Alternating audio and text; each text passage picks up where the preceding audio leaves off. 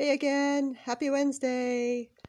Kind of seems like when you're in quarantine, the days all run together and even the weeks all run together. So it's been like 5 or 6 weeks that we've been in quarantine, and it feels like a long time sometimes, and it feels like a not very long time at other times.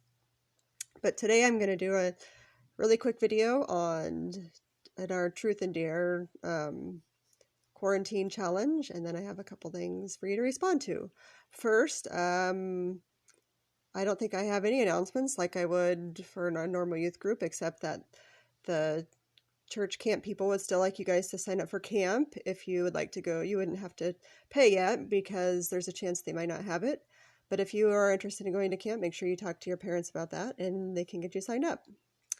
I brought my trusty God gong today because I had a God thing. My God thing today was that I really appreciated how much time and effort Faith Lambert put into making the signs for the cars for our car parade that we did on Sunday. So,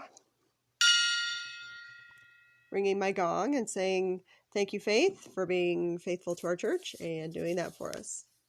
All right, today we're talking about the truth in media and in our lives, especially right now during this quarantine. It seems like we're on our phones and devices a lot, like all the time. And even I fall into that trap. It's hard not to.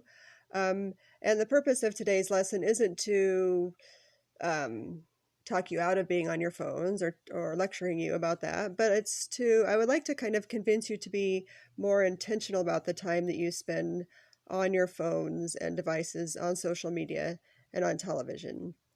Like I said, I won't give you a lecture and say shame on you, but I would like to encourage you to use social media in a positive way.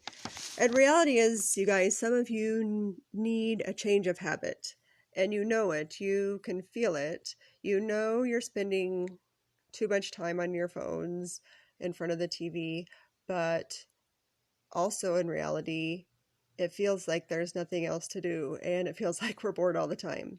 So, I would like today to give you some ideas, some ways you can use your phones, maybe in more positive ways. If we're going to be on them anyway, which we are, I think there's some other ways we can use them besides just watching TikTok for 5 hours straight or Snapchatting.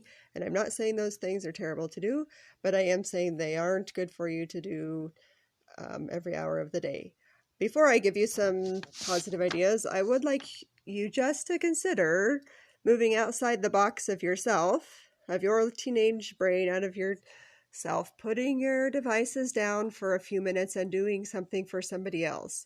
That can be something as simple as writing a letter. It can be something as simple as making a meal for your mom. It can be something as simple as going to your neighbors and writing something fun with sidewalk chalk.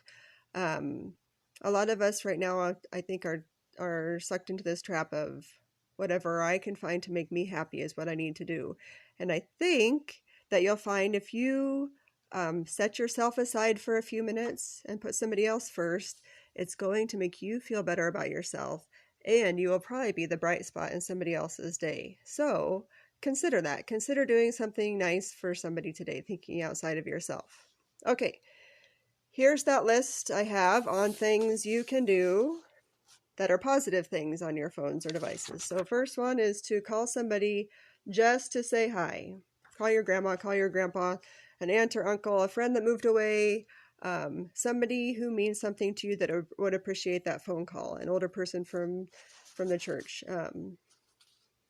anybody you can think of. This kind of goes along with that. Send an encouraging text. Pick 5 people one day and say, thinking about you, I want to encourage you because of this, and send that encouraging text. There's lots of ways to be positive on FaceTime, Marco Polo, Zoom, Hangouts, Messenger Live. You can use all of those ways to connect with people that you aren't connecting with right now. Like I said, that's similar to the call somebody. I know that Luke's parents have liked to do Marco Polo with my kids in the past. Tell your grandparents about Marco Polo. Say, hey, we can send a little video messages back and forth, and it's kind of fun. this is another idea, is to add some Christian artists, bands, bloggers, YouTubers to your list of people you watch. Another thought is that you can post your own Bible verses on Instagram. Some of you are really creative and can come up with your own picture and background and post a fun Bible verse for other people to see. Download Christian radio stations, make a Christian playlist on Spotify. And I think these ones are really neat. I just did this. I downloaded a Bible memorization app to help you kind of memorize some Bible scripture throughout the day. And there's another one, like a Bible reading app, where you read so many verses per day. And that's kind of fun to do. It helps you kind of read through the Bible. And I'm sure that you have other things. What else? What else can you do? How can you use your cell phone, your tablet in a positive way? Like I said, we are spending too much time on them, but we can use some of that time in a more positive way. All right, that's it. That's all I have for today. Go ahead and check out the Bible verse I posted, the song I posted, and give me your responses. Miss you guys. See you later.